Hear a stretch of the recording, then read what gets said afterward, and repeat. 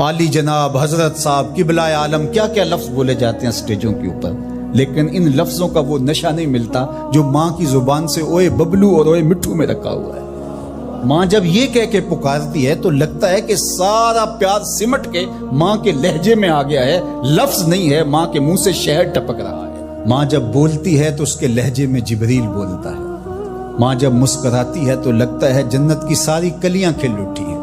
माँ जब प्यार से देख रही होती है तो लगता है अर्श से रहमतें उतर रही।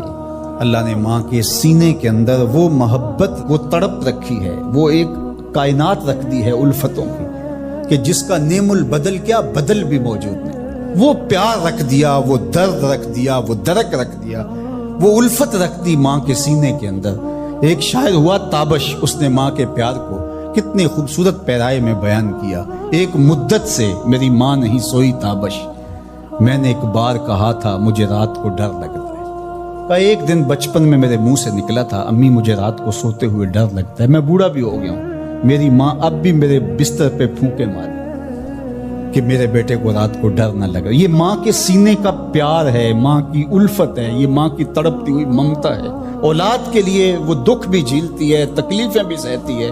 गरीब माएँ लोगों के घरों के बर्तन भी मांजने पड़े तो इससे भी गुरेज नहीं करती। शहर में आकर पढ़ने वालों भूल गए हो किसकी माँ ने कितना जेवर बेचा है। इसलिए माँ की कमी इंसान बुढ़ापे में भी महसूस करता है। कभी ऐसा नहीं हो सकता कि इंसान कहे कि कोई बात नहीं, अब मैं बड़ा हो गया, मुझे माँ की कमी महसूस नहीं होती। बूढ़ा भी हो जाए इंसान जो है वो सबसे ऊंचे मनसब पर भी बैठ जाए, मैं और आप क्या, मेरी और आपकी हैसियत और औकात ही क्या। इमामुल अंबिया हुजूर खत्मुल मर्तबत सल्लल्लाहु अलैहि वसल्लम हुजर अनवर से निकले और जो ही हुजूर नबी रहमत सल्लल्लाहु अलैहि वसल्लम मुसल्ले पर तशरीफ फरमा हुए तो हुजूर को देख करके तमाम सहाबा अदब से खड़े हो गए। जो ही ये उमटता हुआ प्यार देखा तो हुजूर की नजर पलट के कई साल पीछे चली गई और अबवा की वादी में अपनी माँ की कब्र पे खड़ा हुआ अपने आप को पाते हैं हुजूर। और फिर एक जुमला कहा, अल हावी लिल फतावा के अंदर इमाम सयूती ने इसको बड़ी तफसील से लिखा है कि चश्मान रहमत से आंसू टपकने लगे और हुजूर मुसल्ले पे खड़े हो गए और फरमाया, लो अदरक तो वालिदैया औ अहदहुमा, काश आज मेरे माँ बाप जिंदा होते या कम से कम मेरी माँ ही जिंदा होती और मैं लोगों को नमाज पढ़ा रहा होता। व अक़रा फ़ीहा बिफ़ातिहतिल किताब, और उसमें सूरह फातिहा की तिलावत चल रही होती।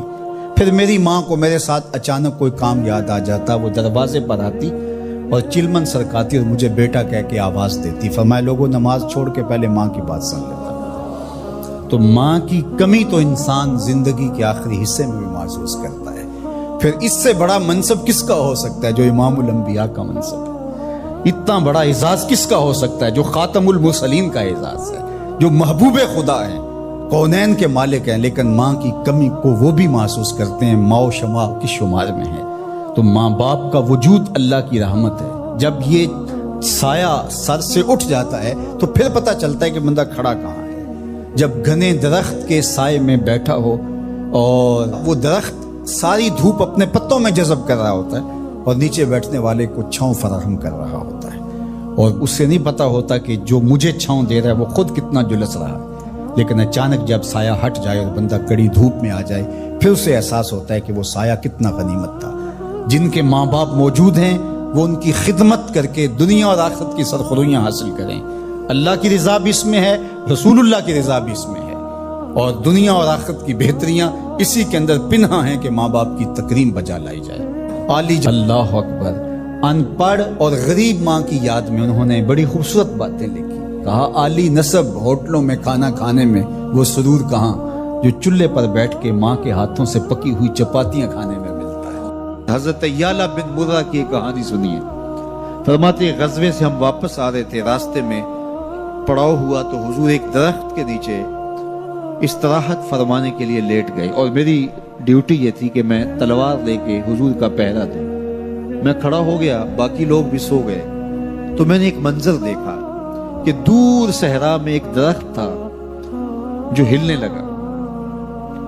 थोड़ी देर के बाद वो अपनी जड़ों समेत बाहर आया और अपने आप को घसीटता हुआ मेरे बराबर आके खड़ा नहीं हो जाता।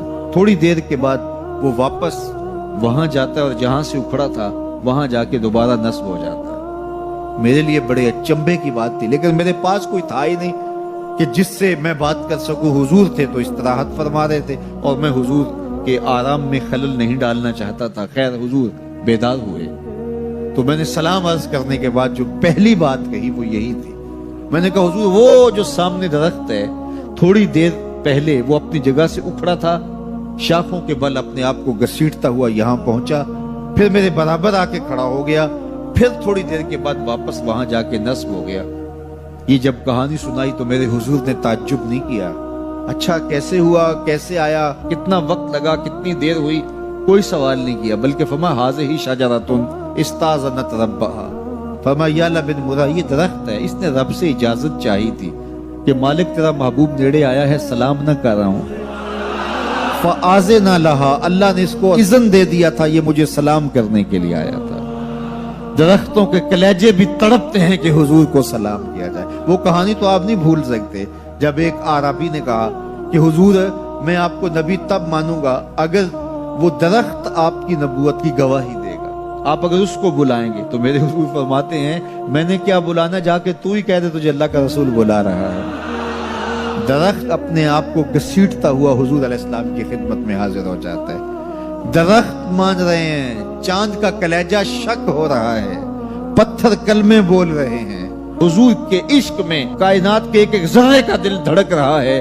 وہ کیا کسی نے کہا تھا زمین جل رہی ہے، آسمان جل رہا ہے، محبت میں سارا جہاں جل رہا ہے۔ پوری کائنات حضور کی آتش محبت میں جل رہی ہے اور حضور کے وصل کے لیے تڑپ رہی ہے۔ درخت ہوں، پتھر ہوں، اشجار ہوں، وہ اونٹنی جس پہ حضور سوار ہوتے تھے، غدبہ نامی اونٹنی، آپ تاریخ پڑھیں حضور کے وصال کے بعد وہ چارہ نہیں کھاتی تھی، چارہ چھوڑ دیا تھا، رو رو کے نابینا ہو گئے وہ اونٹنی، اور صحابہ نے اس کی آنکھوں پہ پٹی باندھ دی تھی، اس نے رو رو کے جان دے دی۔ جب حضور چلے گئے ہیں تو ہم نے جی کے کیا لینا ہے۔